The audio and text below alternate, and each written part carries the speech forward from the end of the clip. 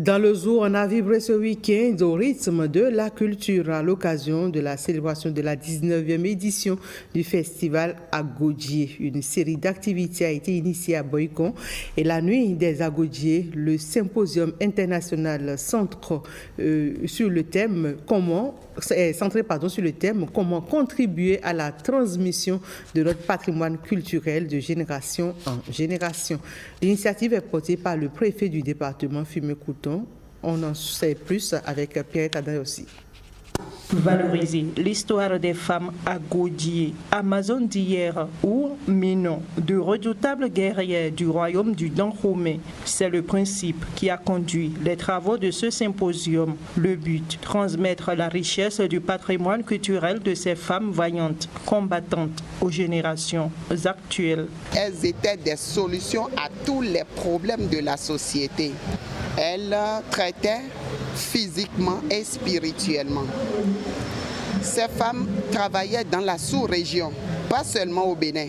Elles pouvaient aller en une fraction de seconde en Côte d'Ivoire pour sauver une vie. En pleine guerre, ces femmes ont commencé par combattre pour sauvegarder le royaume, pour veiller sur le royaume afin que ce royaume prospère. Diverses communications liées à la culture, aux enjeux des violences basées sur le genre ont meublé cette journée scientifique et toutes les interventions convergent vers la promotion du patrimoine culturel de notre pays.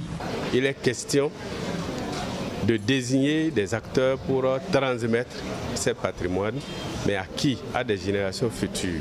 Donc deux responsabilités sont recherchées, à savoir ceux-là qui sont dépositaires, qui maîtrisent bien ces deux patrimoines, et puis la responsabilité des générations futures qui doivent se donner à ça pour qu'on puisse les transmettre et puis qu'ils puissent les restituer à d'autres générations futures. On apprend beaucoup la promotion, la valorisation de notre culture, les patrimoines, les richesses que nous avons tant oubliées.